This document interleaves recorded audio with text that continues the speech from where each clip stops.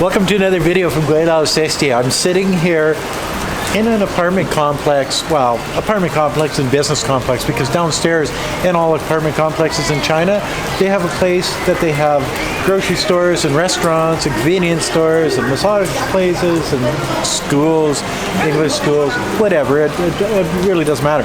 But the thing about riding out the pandemic in China has been one of the best decisions that I've made in my entire life. I'm telling you, we cruised back into China about this time last year. I think we got out of quarantine April 2nd of last year.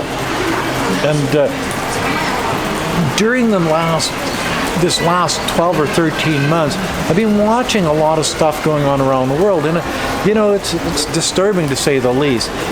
When you get 560 or 580,000 Americans dying of COVID, when you get Canada right now overtook the United States in new cases of COVID just the other day. I read somewhere that 3,500 people died the other day in one day in Brazil. Italy is going crazy. The idea that people just can't get this under control, it just makes no sense to me. The expats that I know in China are the Chinese people. Why? Because we've been living a relatively regular life over the last year. I've been traveling all over China. I've been to Xi'an, I've been to Chongqing, I've been to Zhejiang, I've been basically, on planes, trains, and automobiles all over the country over the last year. And yes, when we came back from Thailand, from Alex's place, Reporter 5 Media, hey Alex, love you man,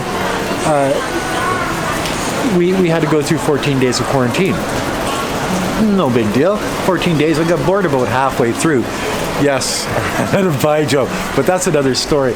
And they wouldn't allow us anymore. But, we did the 14 days quarantine. And then during these trips that we've taken around China, we've had to do, I think, 7 different COVID tests. And that's just because we were going into, say, government-run exhibitions like the Expo, the Asian Expo here in Nanning. You need a COVID test to do that, and just different venues that we were going to. Okay, well, that's good.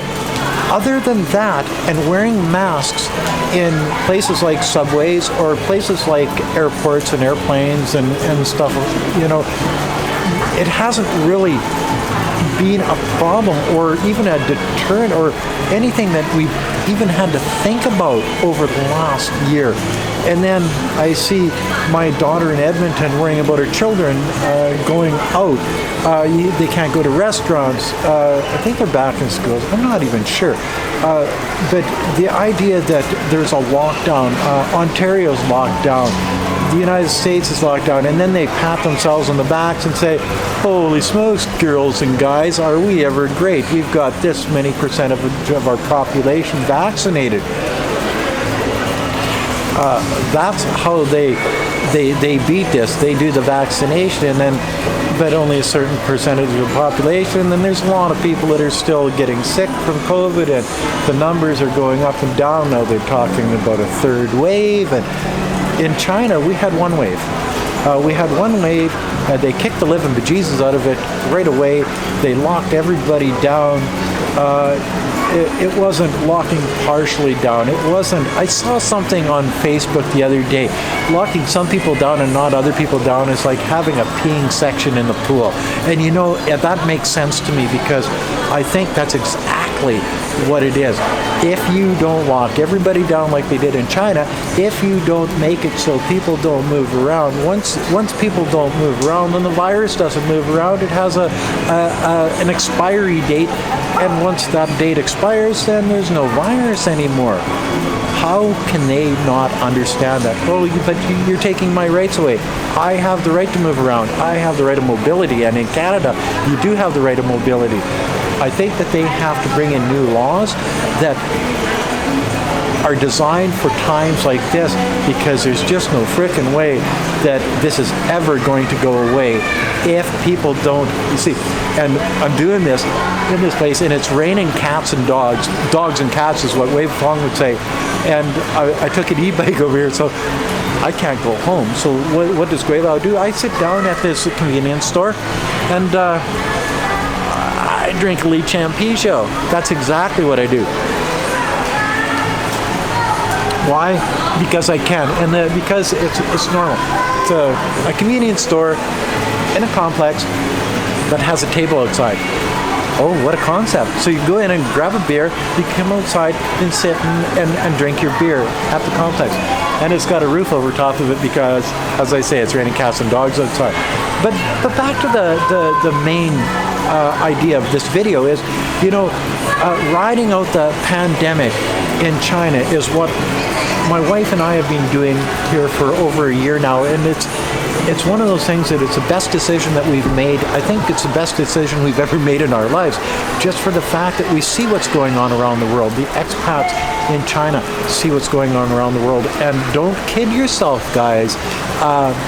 The Chinese see what's going on around the world, and they're looking at the rest of the world saying, what is the matter with you people? Don't you know that all you have to do is just do it this way and follow our lead, and everything will be okay, as it has been in China. I know there's all those naysayers out there that say, oh no, they're fudging the numbers, they're doing this, they're doing that. Well, look around you. Is there anybody wearing a mask? Like, seriously. And I'll guarantee you, if there was a problem in China, everybody would be wearing a mask, because a year ago when we got back here, everybody wore a mask. There was not one person on the street without a mask. But the big thing is that the Western countries are too proud to learn anything from the Chinese, because the Chinese are bad because they come from a communist country, and the communist country is bad. If it was from Russia, they'd say, oh no, we can't learn anything from you either. Vietnam, no. North Korea, even if they had the cure for cancer, the Western countries would say, no, it's fudge, there's something wrong, they're just doing this to change our DNA, there'd be some conspiracy theory out there, and it's true, and that's just the way it is. So now that everybody sees what's going on in China, or actually what's not going on in China, because everybody's back to work, industry, the GDP is growing, everything is basically back to normal here in mainland China, and it really hasn't gone abnormal in mainland China over the last year, because I've been just living my life, and you've been watching my videos live my life. My mask is always under my chin. If I thought that I might get sick, that mask would not be under my chin, it would be over my face. But we're past the mask part now. We're past the worrying about COVID now. At a time when it's at its height in the Western world. That gives you a little bit of an idea of how to ride out a pandemic. Ride it out in a country that has an authoritarian government that says, you're locked down, boy. You ain't going nowhere until this is over. Everybody locks down. It's just like mom's sending you to your bedroom because you've been bad. All you got to do is do exactly what mom says, and everything will be okay. And that's exactly what the Chinese did, and now everything's okay. And that's another video from Gweilo 60. If you like this video, as always, like, comment, subscribe. A little bit of common sense, everybody. That's all it takes. Don't forget to hit the subscribe button. Don't forget to hit the like and the bell. And never forget to put a couple bucks in the children's Patreon account. It's for a good cause. Thanks for watching. Peace out. Bye now. One last thing I'd like to say is, if you're still trying to blame China for the COVID-19, get off it. It's not China's fault. You know where the fault lies? It lies with your government and their lack of being able to deal with this problem. Not only does it lie with your government, but it lies with the people that just won't go by the rules, that think that they are above it, or it's going to take the rights away, or that, this is just a bad flu, or, all of these different things. Tell that to your grandfather that dies. Now that people under the age of 40 are dying of COVID, and the different strains are out there, think about that. This could have all been cut down really quick if everybody did exactly what the Chinese did. It would have been eradicated. It would have been gone. But it's not. Why? And you guys had a heads up. You guys had months of time to prepare for this, and you didn't.